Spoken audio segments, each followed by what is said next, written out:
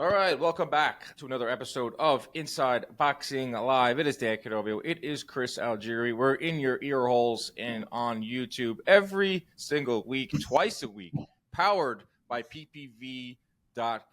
Go out and order Jake Paul versus Mike Perry. Platinum Mike Perry. Is he going to do the thing? Is he going to knock out Jake Paul? I'll be there in Tampa. Chris is shaking his head no. I'm going to be there in Tampa. I'm heading out on Thursday for my 10-day excursion as a Florida man, all thanks to ppv.com. No subscriptions. Stream it to your phone. Stream it to your tablet. Stream it to your TV. Stream it everywhere. ppv.com is our presenting sponsor, and they are have a big-time lineup of fights coming up for the rest of the year. Platinum Mike Perry versus Jake Paul is the next one that you can order on ppv.com. I will be out there. Chris, are you ready for me to come to Florida and be a Florida man for 10 days? Come back with a face tattoo. Face tattoo? Wow. I mean, you're gonna come back with a red face like I have right now from getting all the sun. Right? Yeah, I got a little too much sun yesterday. But yeah, dude, we're ready for you, man. Come on down to the Sunshine State. Yes, Tampa begins for a weekend, and then we're all hopping on the MVP. I wish it was like a chartered a helicopter. I know Jake has a helicopter. We don't set that up. I know some people. Well, I would take a Blade, but the Blade is what they have here in New York City, which I thought was kind of cool, like to do that once. Blade from the city to like West Hamptons. Yeah, it's like an Uber of the sky, dude. That traffic, that Hamptons traffic, man. The Blade I would only do it like if I had to impress someone. If I was like hit up a date and I was like, hey, you want to go to the Hamptons? And got on a Blade. What kind of girls you taking out on dates, bro? Yeah, I know. I gotta stop. You can't lead if you lead with money. This is some advice for those out there. You lead with money, you set yourself up for failure.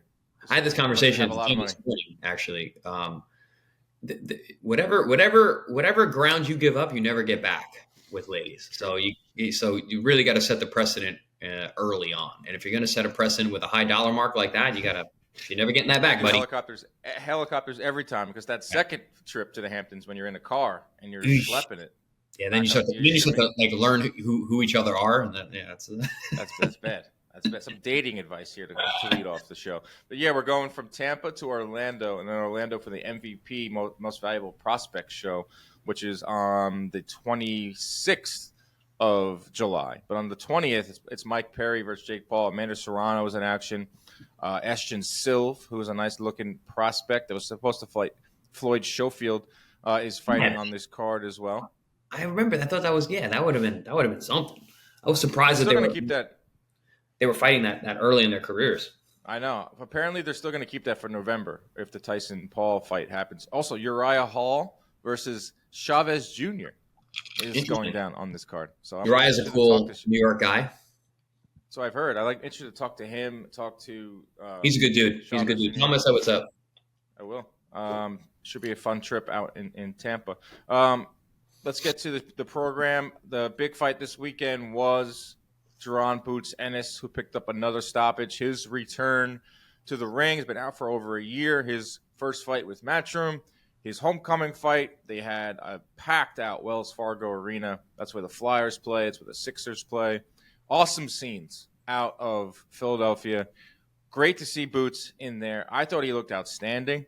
I thought he looked just powerful. I thought he looked just a lot of speed. You know, props to David Evanesyan. I mean, this guy took the fight on short notice. This is a guy that was in the ring with Crawford. And this is a guy that's now been in the ring with Boots. And this Boots gets it done a round earlier than Crawford. Pieces him up in ways that Crawford did not. But Boots and Crawford don't exactly fight the same. Would you agree with that, Chris? But anyway, what'd you make of Boots? And I thought it was a good performance. I thought it was just good to get him back in there. Like, just get in there. Just like with Virgil Ortiz. Get in there, get rounds. And now we can start fantasizing about him fighting some of the bigger names.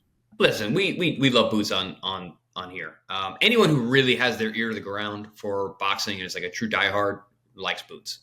He's a fantastic talent. He's a guy that a lot of casuals don't know yet. So any kind of exposure that he can get, which I think this Matchroom deal is a very good move for him. It was kind of interesting to see that he went that route, but they have a great promotional arm. The way they put together videos and highlights and setting things up, the fact that they're bringing him home to Philly, it's all the right moves for a guy like Boots at 27 years old who still has a lot a lot of time to do some amazing things. You know, he's pretty prime. Like his prime is going to be like 28, 29, 30, 31. You know, like he's got like he's going into his prime with the right kind of promotional arm behind him. So I like that. And Avanesian was like we spoke about on our last show. It was a litmus test to see how he was going to fare against a former Terence Crawford opponent. The questions after the fight were always all about Crawford. So, you know, that's what's to be expected. But I thought he looked good. It was very workmanlike. It wasn't, he didn't go out there and I don't think he fought his best fight, and he definitely didn't fight a bad fight. But he got hit, he got touched up. You know, he was in there with David Ennis is very, very, very, very tough guy. And up until the Crawford fight was super durable. He was shown to be super durable, very, very strong, very, very rough, and would beat prospects. He would beat guys that were on the way up, oftentimes, more often than not. And then Crawford ices him with one punch. So, but this is to be expected. You expected Boots to go out there and tune him up, but man, did he really tune him up? He busted his whole face up. Yeah, he was very, very dominant. Again, I agree with you. I think he looked good. Oh, yeah, he looked good. I mean, anyone out there looking to poke holes is just looking to poke holes just to do that. We will do that because that's what we do in the media. That's what we do on the show. We try to find the good and some things that he needs to work on. But the good is outstanding. Like, he is so fast. He is so quick. Like, his speed jumps off the screen. His size jumps off the screen. Right? He looked like a 168-pounder. He made Avanesian look tiny in there. Have you met Boots? Have you met Boots? Yes, briefly. I didn't ever interviewed him, but I just passed him. Like, he was at some Vegas fight. Like, he's huge, and he looks. Yeah, I met him on an OTX show, and shook hands with him. First of all, his hands are huge and heavy. He's got heavy hands. Like, listen, you shake some guy's hands, and you're like, all right, that's like a brick. I remember the first time I met Zab Judah back in like the late 2000. 7, 8, something like that. Yeah. I remember shaking hands with him, like giving him a pound and being like, wow, that's a brick. And I felt the same way with Boots, except he's big. He's got big hands because Zab's a very small guy. Like Zab was like a very, very tight, body, small or guy. Boots is big. Boots is all of my size. He's got wide shoulders. He's tall. Like in terms of size, I'm saying my size. He's my height. I'm 5'11". And he's got wide shoulders, big hands, big dude. And he looked big in the ring.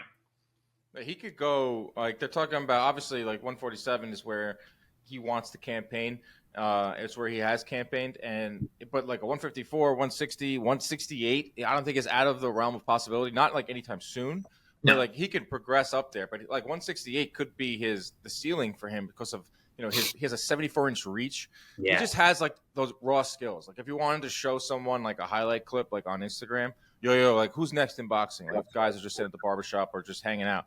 Oh, check out this guy Boots, and you show him the highlights of last night's what? It's Boots, yeah. Who's the next up? Yeah, exactly. Yeah, and you show him a highlight reel. You're looking at that, and you're seeing speed. You're seeing power. He throws everything with bad intentions, and he throws a lot of punches. He was really busy last night, which I thought was like, that's what kind of impressed me the most. It's like he was throwing a lot of punches. Everything had conviction on it. He was really, really hammering to the body. He was really dedicating to the body. And then he went up top because Evanesian was kind of blocking up there. And that's when he really took apart Evanesian, and his face was just rearranged. And he took a beating in that fight last night. But I thought he looked great. I thought he looked really good. I thought, most importantly, he even said after the fight, I had some ring rust. He actually admitted to it. A lot of these guys don't admit to that, or they pretend ring rust doesn't exist. He goes, yeah, to be dead honest with you, like I felt like I hadn't been in the ring in a year, even though I'm in the gym like every day. Like I've heard stories about Boots that he's like a notorious gym rat, like every single day. But that's not the same as being in the ring. So, and he had the big crowd too. Like this guy has never fought in front of a crowd like this before. I heard from a few people that were there. They said that the crowd was really, really into it. They were really charged up all week long. It was right up there with like the Phillies, everyone being excited for the Phillies because they're playing really well, and Boots Ennis. So like the crowd was loud. It was about 15 to 18,000, I think, inside Wells Fargo. That could play into it too. Him, being out of the ring, and also him having to feel like he has to perform and give fans a big, spectacular knockout, which it wasn't a spectacular knockout. It was more of just a beatdown. And Evanesian retired on the stool in between the 5th and 6th round. Did win my bet. I was texting you last night. I bet 4 through 6 Mhm. on a little bit of a hot streak right now. I only put a hundo on it. Should have put way more. But like I thought after the first punch, the first jab, pushed back Evanescence, I was like, oh man, is this going to be like a first round stoppage? I could have seen like a second or third, but Evanescence is so tough. Yeah, Too tough for his own good. when we were talking during the fight, you said, I was like, I put her on 4 to 6. I'm like, I could see under 3. That's, because we were, again, And it looked like it too. Yeah, it did look like it. But Evanescence, dude, he's tough and he's durable and he's always showing that. And he showed up. I mean, you got to give it to him. He's a tough out, but he's at a certain level, and this is just a different level for him. But no knock on Avanesium whatsoever. He came in, he fights his ass off every time. So I can tip my hat to him for that. But yeah, Dan, I agree. The Boots, and we off air we were just talking about. What really impresses me is his conditioning. You said he's a gym rat. That's obvious. Aside from being able to make the weight, but then also to make the weight, but then also have such endurance and be able to rip off combination. He runs numbers over and over and over again. That sequence that ended the fight right before round 4. What was it? Round 4 ended or 5 ended? I mean, he was just on fire. He drops Evanescence.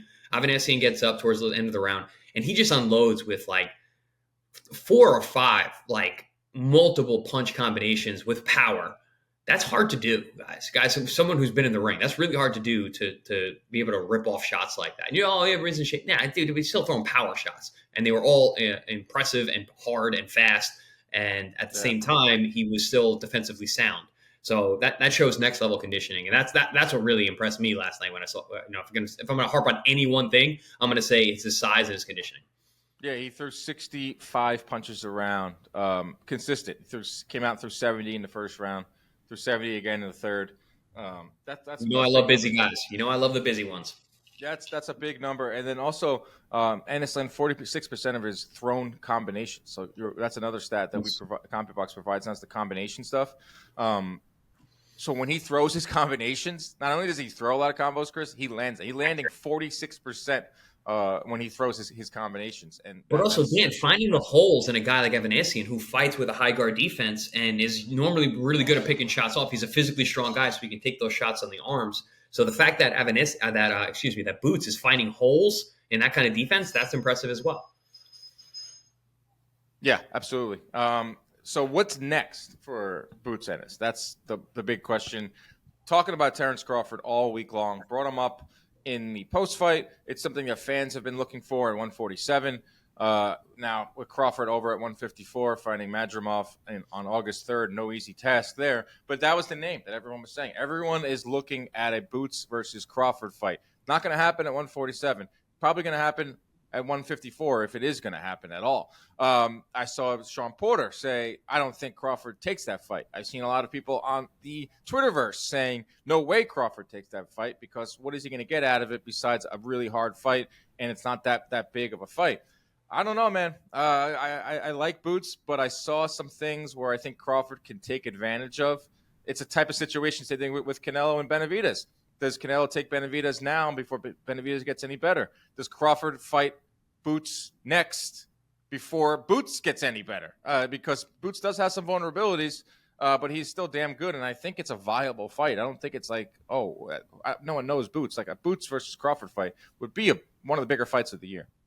And Dan, just a little history for people listening in. This is not uncommon for fighters to take advantage of experience before somebody gets good. You said that a few times. I think of Tito Trinidad fighting Fernando Vargas, getting him early. He did it to David Reed as well. Tito was known for that. He would take on these young studs who are going to be superstars one day, and he would get them early. And he would struggle at times, but he would still get the knockout. And, so there is a thought process for that. But I think I agree with Sean. I don't think that Crawford goes for that fight. I don't think there's enough time left in the hourglass of Terence Crawford's career for Boots to get big enough for that fight to make sense for him. Because he's looking for mega money fights, which I understand. And he's not coming back down to 147, obviously. But, we spoke about how big Boots is. He could easily move to 54. But I don't know, man. I think depending on what happens with this Canelo fight in September, whether it's going to be Eubank or Berlanga, I think that's going to have a big sway on how Terence Crawford moves. But also it depends how he performs in the Madrimov fight, because that's not an easy fight for him at all. What do you think is the more interesting fight? What do you think is the more competitive fight? Crawford versus Boots or Canelo versus Crawford? Oh, Crawford versus Boots, no question, no question. But listen, if I'm Terence Crawford and I have an option to fight Canelo Alvarez or Boots Ennis, I'm fighting Canelo Alvarez 10 times. It wouldn't even, I wouldn't lose a bit of sleep over that. I wouldn't blink on that, taking that shot. It's obviously a very different fight, very different weight classes. But dude, guys, age matters. Canelo's 33, 34. Boots is 27. These young guys, man, it's a different thing. You can fight an older guy who's going to be bigger and slower, and you're going to make 10 times the money. Then it's not really fun.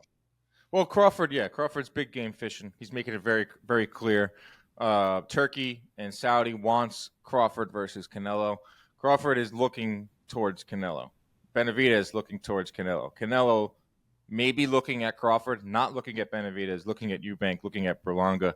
Boots looking up at Crawford. This is how it works. This is how the hierarchy of boxing works. So, yeah, I kind of agree with your assessment there that there's no way, like Boots, if he didn't take off so much time, which was not his doing, if he didn't have the contractual dispute that he was in, and he fought maybe 2 times in the last year rather than 0 times, and he just got the proper push because he's 27. So is Shakur Stevenson. Shakur Stevenson has been in the forefront of boxing fans' mind now for 5 years because he had Top Rank and he had ESPN. Boots didn't have that luxury.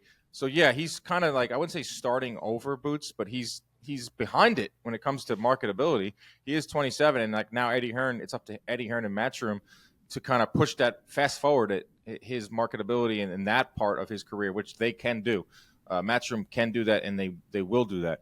So I agree that there isn't really enough time to make that into the super duper fight that Crawford is potentially looking for. Crawford will look at the guys at 154, but if Ennis wants to stay at 147. That's what I'm thinking about next. Like, what does Boots Ennis do next? Does he stay at 154? Does he stay at 147? Where I believe the only real marketable fight and the only competitive fight is the Stanionis fight, who would be a unification bout. The other champions are elevated champs like Mario Barrios and Brian Norman Jr., who is now rumored to be fighting Teofimo Lopez, who had a lot to say last night over at the Top Rank card. So Ennis, is he going to stay at 147 where there are not these huge fights that he could obviously become undisputed if he really wants to put in the time there? Or is he just going to go right to 154 and jump into the deep end and fight some of the bigger, better names at 154? I hope so. That he stays at 47. I would like him to unify. I think he lost a lot of opportunities because, listen, welterweight has always been a glamour division, right? And we got stuck for a couple years, kind of similar to how we had Mayweather Pacquiao, where everyone only cared about making that fight happen. And that happened with Spence and Crawford as well. Mm-hmm. And it left guys like Ennis, who are really at that level, just unknown, to the other than the diehards, out in the cold. So I would like to see him get to that level and to take over the welterweight division before moving up. The question is, can he make the weight? I've been saying for the past couple of weeks, I'm watching. I mentioned the promotional arm of Matchroom and how they put these great vignettes together. I'm watching Boots, and I'm like, this guy's huge. I'm like, and it seems like he makes the weight okay. He comes in underweight every time, and obviously I talked about his conditioning, so he's making the weight okay now. If he can make it, I think he should stay there and unify. Yeah, and against Stanionis. Well, it's a great fight. That's an awesome fight. Stanionis, again, that's a diehard's dream where you get Jaron Ennis and Stanionis right now, where they're both young and in their primes. It's not going to have the huge cross-market appeal that you would hope, fine, because they are very good, but that's fine, exactly. But I think part of building the Boots mystique is going to be him taking the heads of these champions, going around the welterweight division and just snatching belts, because he is that guy. He can be the boogeyman who can go door to door, knocking doors, but give me your title. Have to be. Oh yeah, for sure. Like, he's gonna have to do it. He has this year. Like, what fight can he make by the end of this year that's intriguing? And at 147, to me, it's Stanionis. To me, it's Stanionis. Like, you don't have to become undisputed. Right. It's the best of the options. Mario Barrios is flirting with Pacquiao. We'll get to that in a second. Brian Norman Jr. is with Top Rank. That's not going to happen with Boots, and that's not really a big fight. So he fights Stanionis, saying like November ish, this end of the year. Becomes has two belts at 147. It's a legitimate championship at 147. The IBF one he got because Crawford got stripped. It's another fight at 147. Then you can assess the waters. Then you can figure out what's going on. Because by then, we should know what Canelo's doing. By then, we should know what Crawford is doing, or if Crawford, what's going to happen with the Madrimov fight. By then, we should know about Spence and Fundora, Virgil Ortiz, Tim Tszyu. Everyone's going to be. It's just the calendar is just going to be moved. The schedule is just going to be moved a little bit further. So yeah, I think if I could put myself in Eddie Hearn's shoes, and if he's meeting with Boots next week to figure out what they're going to do, it's like, all right, let's go after one of the champs at 147. Let's have another fight there, and that's what Boots has said. He's been very clear that he wants to stay at 147. He said, if Pacquiao's in my way, I'll take him out if I have to. Stanionis, I'll fight him. I'll fight Barry. I'll fight anyone they put in front of me that has a belt. So it's very clear he wants to be undisputed. Will he do that? Would be the next thing. Brian Norman. Think he's the right guy for that, though. If I do say so myself, I think Eddie is the right guy to do that, though. If you have the right promoter who's willing to work with other people and make fights happen. So, and also Stanionis seems like is a free agent. But also he seems like he'll fight anybody.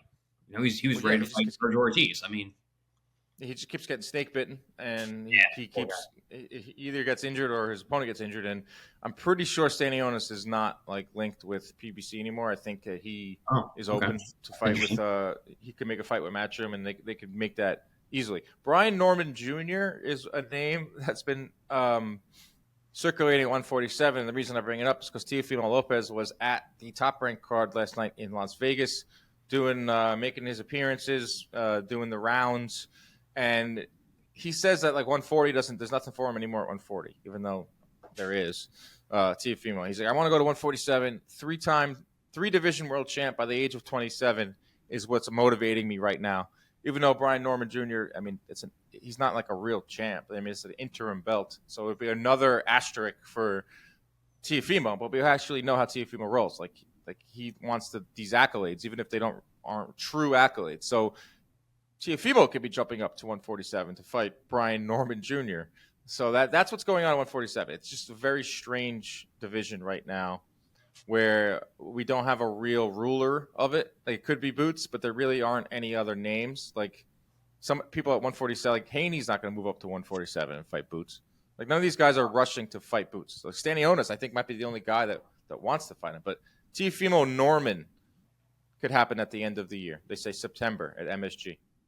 Yeah, I mean, and I think that fight makes sense for Teofimo, for him to pick up a third title in a third weight class. I'd rather him stay at 40 and unify. I like unifications. I like when you have a guy who is super talented, like Teofimo Lopez, like a Jaron Ennis in a weight class. And I look at the landscape and I'm like, you can beat these other champions. Why not collect all these belts?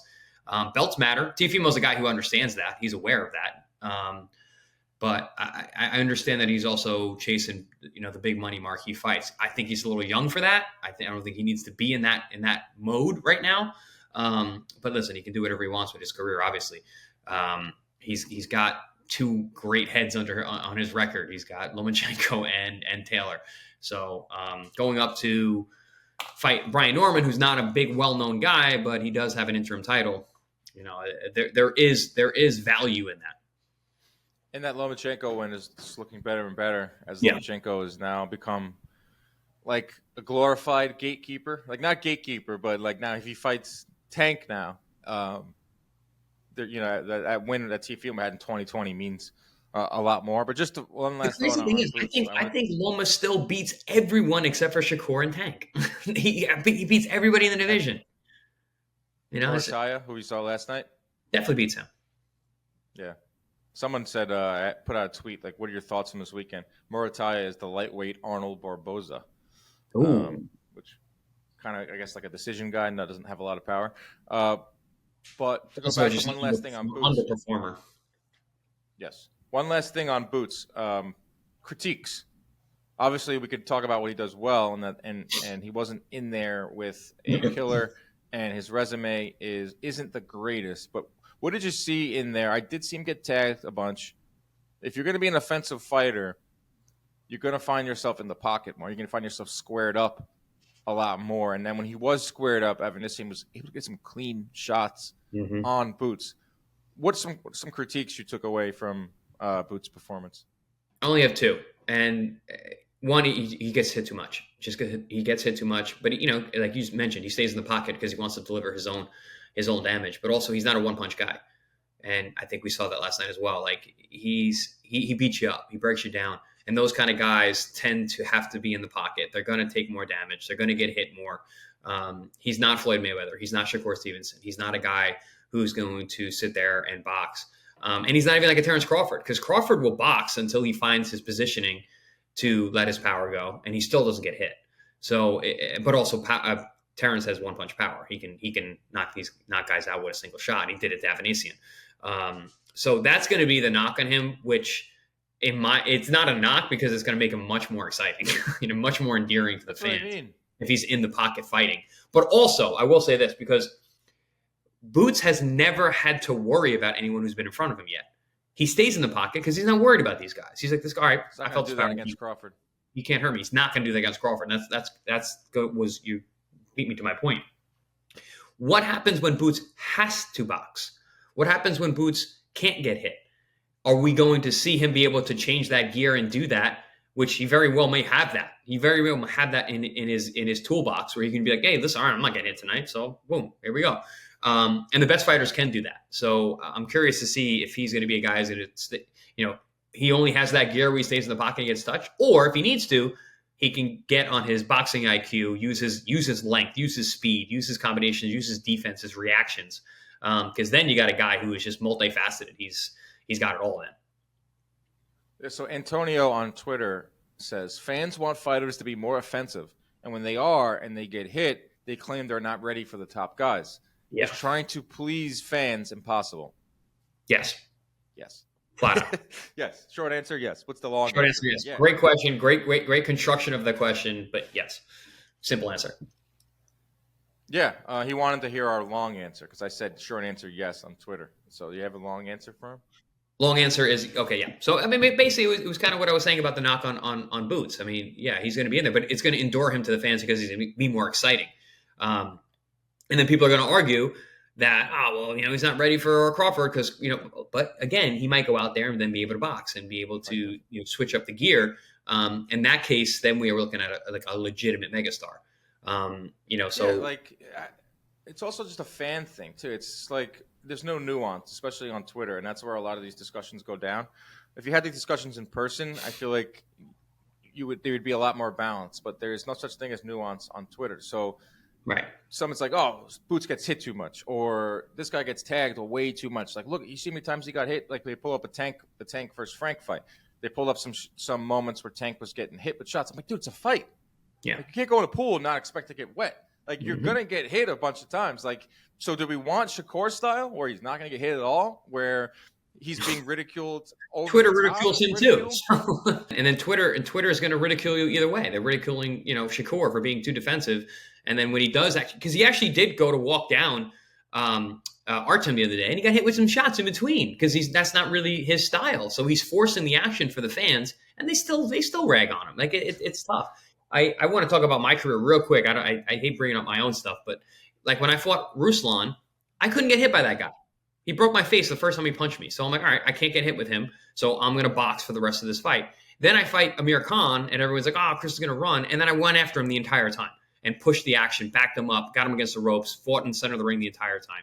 You've got to be versatile to be a champion. And that's something, but also to be endearing to the fans. And listen, I got raked over the coals for many fights as well, and that's part of it. So, yeah, if you're trying to impress the fans or trying to win everybody's over, you're not going to be successful. It's just not possible.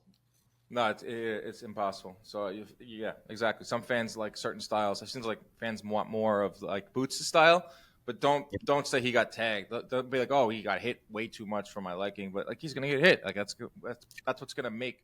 At the end of the day, just win. At the end of the day, you just win. Just win. Win, baby. Just like Al Davis said, Raiders, just win. Just win. Another name of 147. Yes, coffees for closers. Another name at 147 is a name that we all know, and that's Manny Pacquiao. Manny Pacquiao is rumored to be coming back to fight Mario Barrios, who is technically a champion at 147 pounds. Chris, you had an issue with this. You wrote a story on Boxing Scene that I actually read yesterday about Pacquiao, first of all, being 45 years old and should not be taking punishment at his age with the amount of fights that he's been in, and also him just skipping the line and just hopping over every contender at 147 just because he's Manny Pacquiao. Like, there's a lot of issues with this fight. That's what's kind of going on at 147 too. Is like Manny Pacquiao looks at this division as like, oh, I can win another title and get another payday. Yeah, I'm not knocking any man who wants to continue fighting. If that's your own choice. Your health is in your own hands. If you want to keep fighting, that's fine. He's 45 years old, sure. But my issue is skipping the line and stepping over all of those other fighters who've been fighting tooth and nail to go up the rankings, to get their position, to get their spot. What happens to all of them? They just have to wait because Manny Pacquiao decided to come off the couch. You know, he hasn't fought in 3 years, and he didn't retire because he was injured. He didn't retire, because he was forced out of the sport. He was retired because he had a poor performance against Ugas. Yeah. So how are we expecting him to come back better 3 years later against the guy who beat Ugas up? Like, how does that make sense? Make it make sense, Dan. Make it make sense to me. Oh, dude, you're trying to have me have the WBC make sense? You're trying to like justify that? Like they are crazy. Like they literally are. They shoot themselves in the foot all the time. They want us to take them seriously, and then they do stuff like this.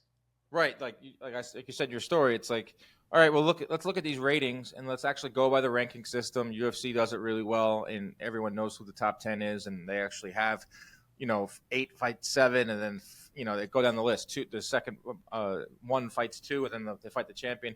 That's a healthy sport in terms of rankings, and WBC wants you to believe that too. Like, I'll go to their rankings and I'll look at them and we'll try to make sense of it when we all know that doesn't really mean a thing, because they're going to go and do this. They're going to give exceptions to Manny Pacquiao. They're going to give exceptions to Canelo Alvarez. They're going to, toe the line with Ryan Garcia. And then once he says something outlandish like he did last week with all his racist comments, that's when they're going to expel him. And that's when they're going to say that he needs help. They didn't say that he needed help or anything before that. So it's just like, they can get away with this in boxing. Like there's no one regulating it. The WC is regulating themselves. That's self-regulation. They're making their own rules as they go along. And someone like Manny Pacquiao can hop in there and jump right over the line into WBC to fight Barrios. And I get it because it's a business. We always say it's a business before it's a sport. And I'm trying to pull up the WBC rankings here to see who he would be leapfrogging, because there really isn't. Like, I mean, there's not that many guys at 147 right now. Where is it? Welterweight. This is youth. I can't even. This website is crazy. Can't even get to it. Whatever. Whatever. It's a joke. It's a joke. Manny Pacquiao should not be fighting at age 45. Can he beat Barrios though? Can we talk about the health though? Like, 45 years old, hasn't been in the ring legitimately with anyone who could damage him in any way, shape, or form for 3 years, and then you're going to jump right into a prime Mario Barrios, who has been getting better. We've said on our show he's an ever improving fighter, and he's I think he's finally found his weight class. He looked really good against Ugas. Ugas is tough. He's tough out for everybody, and Mario looked really good. He looked like he was punching hard. He looked physically strong. He had great endurance. He's tall. He's big for the weight class. I think of I was talking about like George Foreman. I mentioned that in the article. Like, George Foreman came back. He had like 20 fights before he vied for a title when he was making his comeback. That's healthy. He's getting his brain used to those shots again. He's back in the ring, getting his timing. And Manny's not a guy. He's not like Floyd Mayweather. He's not going to go out there and box and move. Yeah, he can box. He has very high boxing IQ, but he has to fight. And he's going to have to fight Mario Barrios. He's got to fight tooth and nail with that guy. He's just going to get hit. And, I'm more upset about the ranking thing than the health thing, but also health is an issue as well for a 45-year-old man taking shots in the brain. The Foreman thing is interesting because people forget that he did take that many fights in his comeback. His comeback was insane. He had like 9 fights one year, like 25 in total. Did it the right way. Before he fought more. Yeah, he actually did. Like, he took his time, which no one has time now. Everyone just wants to jump the line. Like, Barrios is the champion at welterweight. The champion in recess is Crawford. The silver champion is Cisco from France. Probably ruined that name. The international champion is a guy I've never heard of. So Cisco. Yeah. Yep. So Cisco, yeah. Yeah, so he's ranked number 1. Number 2 is Conor Benn somehow. Number 3 is Mean Machine. 4 is Curiel. Jamal James is on this list. Roman Villa. Wow, still around? Giovanni Santillan. Alexis Rocha. I understand why Pacquiao can hop to the front of this line because it will generate revenue, but it's not right, but it's boxing. Another old guy got in the ring this weekend. Roman Gonzalez, my age, 37 years old. It took a little bit to get his motor running. He got hit a little bit early on, which usually is the case for Gonzalez, but then he finds that motor, throws 82 punches around, stops Robert Barrera in a comeback fight, a hometown fight in Nicaragua. He is now looking at some of the names at 118, like a Chunto Nakatani. I don't love that. There's a lot of dangerous fighters at 118 right now. I don't want to see Chocolatito get bludgeoned, but I want him to fight this Bam. is going to end. Right, fight Bam. Bam, not down. Did you see what Bam has said? Bam has said. Gonzalez has said. I am now open to making that fight. Like no duh. Like people were telling me, I was getting comments nonstop. Like, dude, they're friends. They're friendly. They're never gonna fight. Like, give me a break. I'm the resident fighter here. Money. You can still fight your friends, especially if you're making a lot of money. Yes, it's a sport. It's a sport. I know. I understand it's fighting. It's different than any other sport, but it's still competition. And like, it's not like they're gonna get in there and rip each other's heads off. There's money on the line. They are actually. Yeah, they are. But you know what I mean. Like it's all under the guise. It's all under the guise of this is a competition, like boxing. Like it's still a competition. Like their sparring sessions are supposed to be legendary. So like Bam. I thought a couple of sparring partners always trying to rip their heads off. It doesn't matter. It's a fight, dude. I know I'm speaking from as a guy not in fights, but my point is like if you can fight a friend because it is technically a sport, even though they're trying to rip each other's heads off, it's still a sport. I think that rounds out Bam in terms of him, collecting all the legends, and I think it's a final payday for Bam. I don't want to see Bam. I'm sorry, a final payday for Chocolatito. I don't want to see Chocolatito and Estrada again. Their fights are great, but like I don't want the one fight that's not great. And it's like, all right, now we're here. Listen, why is Chocolatito back? It's money. You're 37, man. You're a first ballot Hall of Famer. You're walking into the Hall of Fame as soon as you retire. He's looking to make money, and I think Bam is going to be the most money he's going to make. Yeah, I don't want to see him fight Nakatani. I don't think that ends well for No. Nakatani's bad news, man. He is. None of the guys at bantamweight right now would match up well with Gonzalez. But that's how Gonzalez. I mean, that's how he is. Like you underestimate him for the last 5 years because that Martinez win was like, the last hope. No, he's back. Right, it's the same narrative before every Chocolatito fight. It's like his age finally going to catch up. He's 37, fighting at freaking bantamweight, which is insane, and he still looked crazy, good in there. Unheard of. He still looked 82 punches around. Like that's crazy. At that age, he's a marvel. I don't want to see him get bludgeoned, even though I think Bam will do that too. Like Nakatani will probably will stop him. There we go again, writing off Chocolatito, which I don't ever want to do. But also, we're picking up Nakatani. Nakatani's fantastic. Right, and Bam will stop. I think Bam would stop Chocolatito. I don't know. What do you think? He should. He should, because Bam is showing next level finishing ability. And if the fact that he finished Estrada the way he did, I don't know why he wouldn't be able to stop Chocolatito. I'm not saying a similar fashion, but at some point in some way,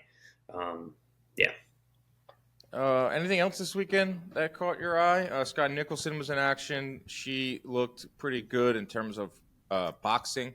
Morataya. Yeah, Morataya over Tevin Farmer. I thought Tevin Farmer looked good. Gave himself a great account of himself. He looked good. Tevin's still around, man. But also in defense of Morataya, nobody looks good against Tevin Farmer. He's not an easy guy. Jojo Diaz did really well with Tevin. He had him, figured out that night, but I know Tevin had problems with making the weight at that time. He had a lot of other issues going on. Tevin was obviously dialed in and looked good, and Murataya, I think, is maybe not the guy that we really thought he was, or a lot of people were saying he is. But again, to his defense, I mean, it's Tevin Farmer. He's a very slick, slippery guy. Yeah, that was one of the fights on ESPN. The Janibek fight fell out. Middleweight division couldn't be more down and out right now. There was a lot of people that didn't even know Janibek was fighting. And that was unification too, Dan. Apparently it was. It was news against a guy that he should have smoked, and then drops the ball right before. Not good look for Janibek, who's constantly, whoever runs his account, because I don't think it's him, on Twitter, calling people out and saying come here, and then doesn't make the weight. I hope he's fine. From all accounts, he is fine. Just a case of dehydration, trying to make the weight. But he's a guy that has to talk and call out literally everyone around his weight, because no one really knows who he is. And you go and you don't make the weight at that anyway. It doesn't matter how it went down. You didn't make the weight, and you can't fight. So that's not a good tough look for Janibek, and it's another tough look for the middleweight division right now. That is just like can't get out of its own way. When you have a guy like Janibek, who is the guy at middleweight right now, and no one knows who he is. All right, Chris, that is our episode. It was a little bit of a slow weekend. We'll head out to Tampa. Things will start to pick up. August 3rd is right around the corner with Terence Crawford. What do you got going on this week, my friend? Nothing, man. I'm awaiting your arrival. I just got my work with ProBox all week. We don't have any fights for a couple weeks. I'm trying to figure out. Might have to skedaddle over to the Tampa side. Go check out my man. Know if you come. My man Dan. I mean, you're gonna be here for like a week, right? Tampa to Orlando. That's the move. That's the next. I mean, Orlando's closer. Orlando is closer. Yeah. I'll be in Orlando for a while, like a week with like 3 days with nothing to do. Text me your schedule so I have an idea of I'll try and look around, see if I can. Might go to Universal Studios. Might not. Might just sit at the pool at the resort and just work on my tan. It should be a good one. All right, everybody. Protect yourselves at all times. Keep your hands up at all times. Stay out of those DMs unless you have something for me to do in Orlando, Florida. Good night.